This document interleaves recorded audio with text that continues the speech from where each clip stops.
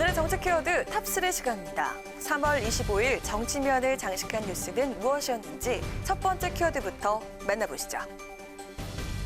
성착취 동영상을 공유한 박사방 운영자 조주빈 사건이 사회적 이슈로 부상하면서 정치권이 앞다퉈 대책 마련에 착수한 가운데 조 씨가 고교 시절부터 인터넷에 정치 관련 글을 올렸다는 사실이 알려지면서 여야 모두 N번방 유탄의 촉각을 곤두세우고 있습니다. 조 씨는 최근까지도 텔레그램에서 자신을 정계에 연이 닿는 인물이라고 소개했다고 하는데요.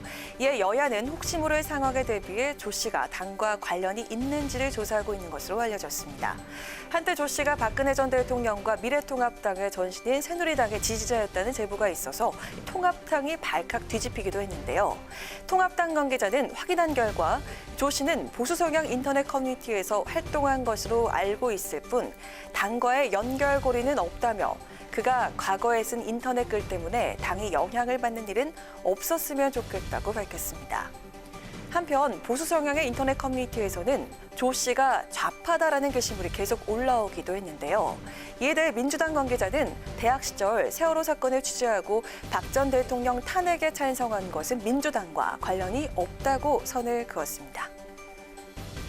텔레그램 N번방 사건을 두고 국민적 공분이 높아지면서 여야 모두 이번 사건과 엮이면 곤란하다는 분위기가 역력한데요. N번방 사건과 관련해 입법기관인 국회 역시 책임에서 자유로울 수 없다는 비판이 나오고 있습니다.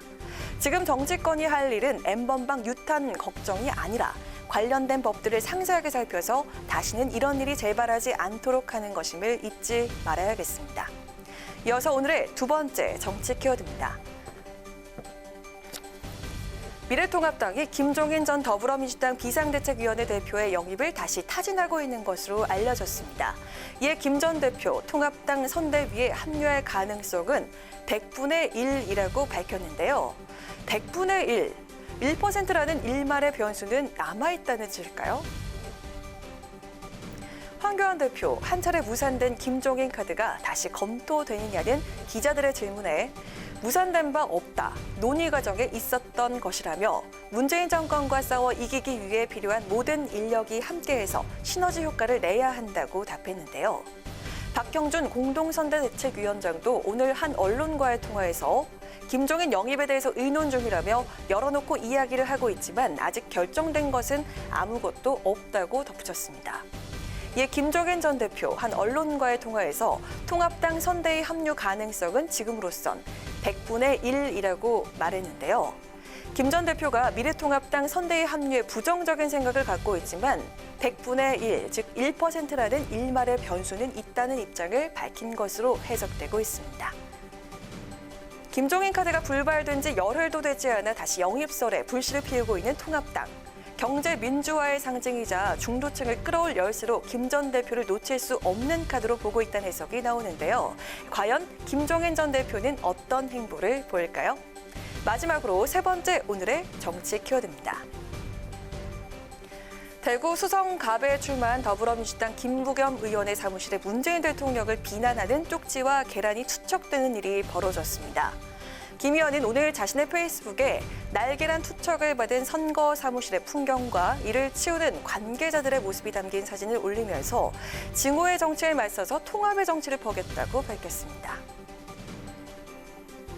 김 의원에 따르면 어제 저녁 9시 반쯤 어둠을 틈타서 누군가 선거 사무실에 계란을 투척했고 사무실 현판에는 문재인 대통령을 비난하는 쪽지를 붙였다고 하는데요.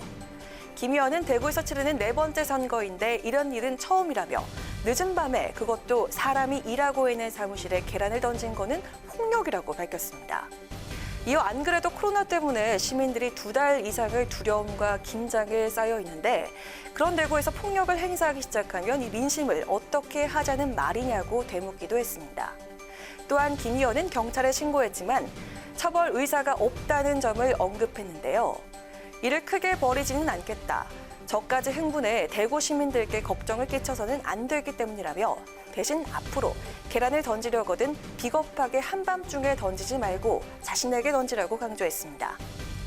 한편 김 의원과 대구 수성갑에서 맞붙은 미래통합당 주호영 의원 역시 페이스북에 계란을 던진 것은 분명한 폭력행위라고 비판했는데요. 주 의원은 공정한 선거는 민주주의의 성패를 가늠하는 중요한 과정인데 폭력을 행사한다는 것은 민주주의를 심대하게 위협하는 불법 행위라며 절대 용납돼선 안 된다고 강조했습니다.